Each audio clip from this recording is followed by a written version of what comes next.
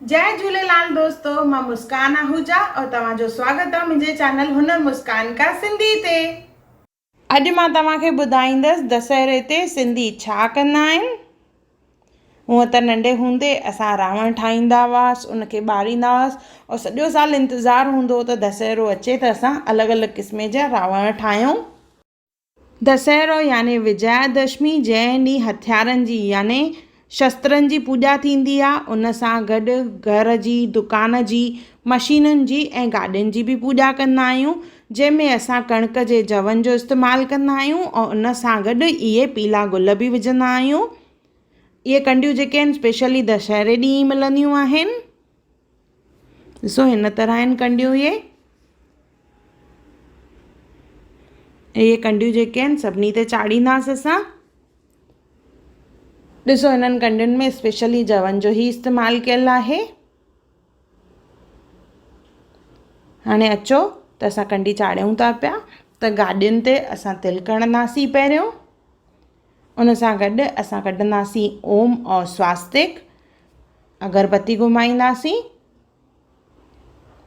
उन खां पोइ जेके कंडियूं आहिनि उहे कंडियूं चाढ़ींदासीं।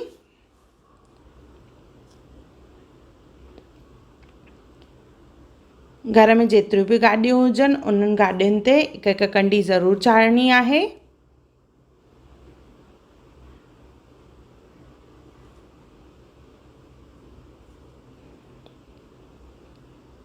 गाॾियुनि ते कंडी चाढ़ण खां पोइ असां पंहिंजे घर जे दरवाजे ते कंडी चाढ़ींदासीं।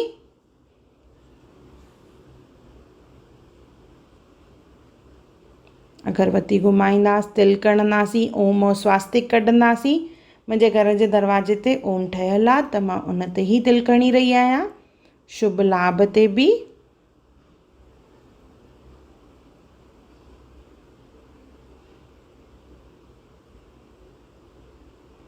अगरबत्ती घुमाए करे असां कंडी ॿधी छॾींदासीं दरवाजे ते।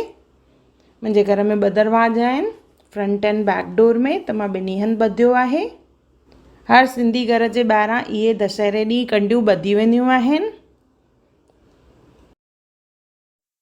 अगरि इहे कंडियूं नथियूं मिलनि त ॾिसो हिन तरह जूं नॉर्मल कंडियूं बि असां ॿधी सघंदा आहियूं। दशहरे ॾींहुं असां ॿारनि जो मुनणु कराईंदा आहियूं। नंढा ॿार जिन जो पहिरियों दफ़ो मुनणु थींदो आहे त दशहरे ॾींहुं करायो वेंदो आहे। कुझु माण्हू चेटीचंड ते कराईंदा आहिनि त कुझु दशहरे ते। दशहरे ॾींहुं नएं दुकान जो महूरत कयो वेंदो आहे। जेके शुभ कम आहिनि असां दशहरे ॾींहुं कंदा आहियूं। अहिड़े नमूने मां कुझु कोशिशि कई आहे तव्हांखे दशहरे जे बारे में ॿुधाइण जे लाइ।